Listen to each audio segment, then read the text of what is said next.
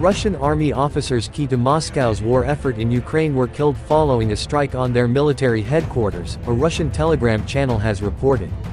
The VChK-OGPU outlet, which purports to have inside information from Russian security forces, said that the command post of Russia's 7th Airborne Division located in the occupied part of the southern Ukrainian oblast of Kherson had been hit.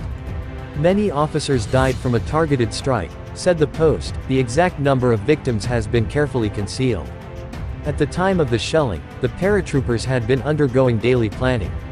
The channel said the information was confirmed by Yevgeny Konin, the chairman of the Veterans Organization of the 7th Guards Air Assault Division stationed in Novorossiysk, in Russia's Krasnodar region, which lies close to Kherson. The channel did not provide any more information about the alleged deaths, about which Newsweek has emailed Russia's defense ministry for comment. The post, published on Tuesday, did not say when the strike happened. For the Russian occupiers, there is very bad news from the front today, wrote Ukrainian journalist Denis Kazansky on X, formerly Twitter, next to a screen grab of the Telegram post.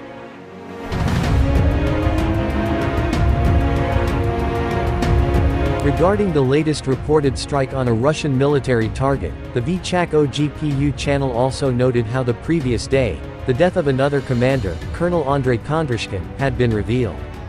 He was the commander of the elite 31st Airborne Storm Brigade, which reportedly played a key role in Moscow's siege of Mariupol in 2022. Alexander Khodakovsky, the commander of the Russian-aligned Vostok battalion fighting on the Donetsk front, suggested Kondrashkin had been killed in a Ukrainian strike.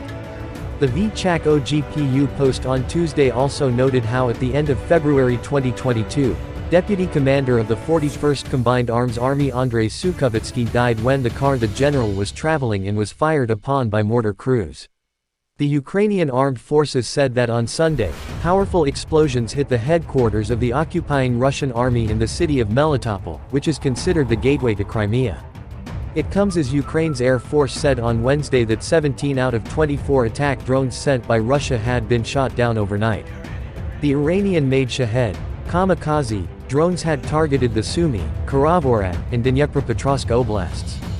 One drone hit an oil refinery in Kremenchuk in Poltava Oblast, causing a fire to break out, the Air Force said. On Tuesday, Ukrainian President Volodymyr Zelensky met with United Nations Secretary-General Antonio Guterres in New York, where they discussed the Russian use of Iranian attack drones to target Ukrainian port infrastructure. They also talked about efforts to resume the Black Sea Grain Initiative, which Russia withdrew from on July 17, according to Zelensky's office.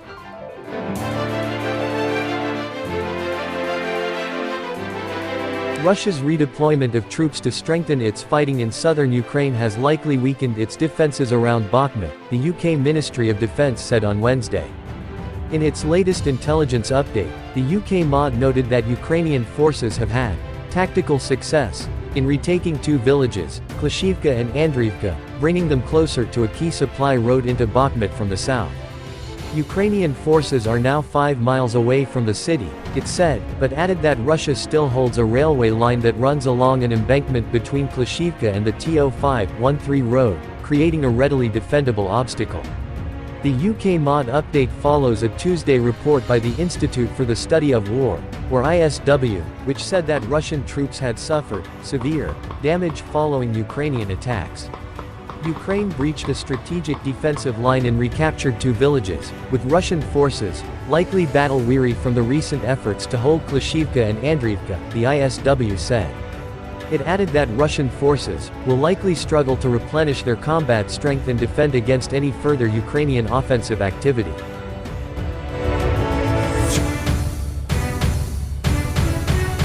Ukrainian attacks on secondary axes, like Bakhmut, are part of Ukraine's strategy to draw Russian forces away from the main axis of the war, Alex Kopcharov, a risk analyst with S&P Global Market Intelligence, told Insider.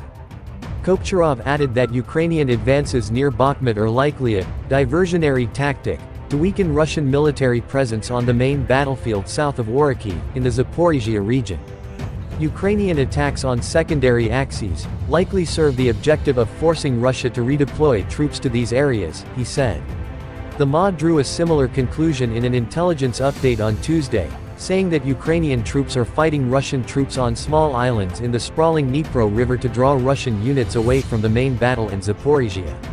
The Ukrainian strategy seems to be gradually paying off, the ISW said, with Ukrainian forces appearing to have made steady but slow gains with breakthroughs in the southern front lines since late August, despite complex Russian defenses.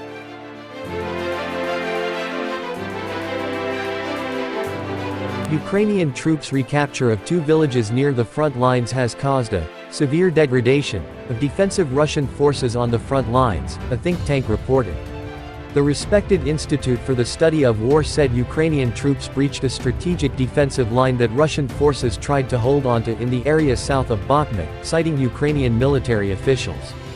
In doing so, it defeated 3 Russian brigades, the report said. The Ukrainian recapture of the villages, Klishivka and Andriivka, likely left Russian forces battle-worn and less able to fight.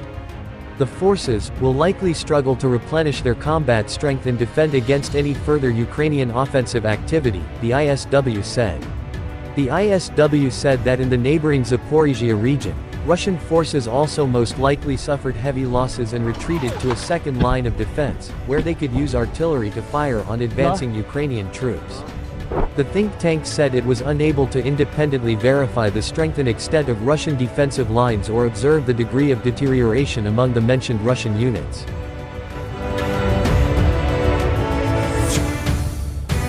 Ukraine's advance into new villages is the latest example of its steady but costly progress in the months-long counteroffensive. Ukraine's long-awaited counteroffensive got off to a slow start on June 4, prompting concerns over its strategy and pace.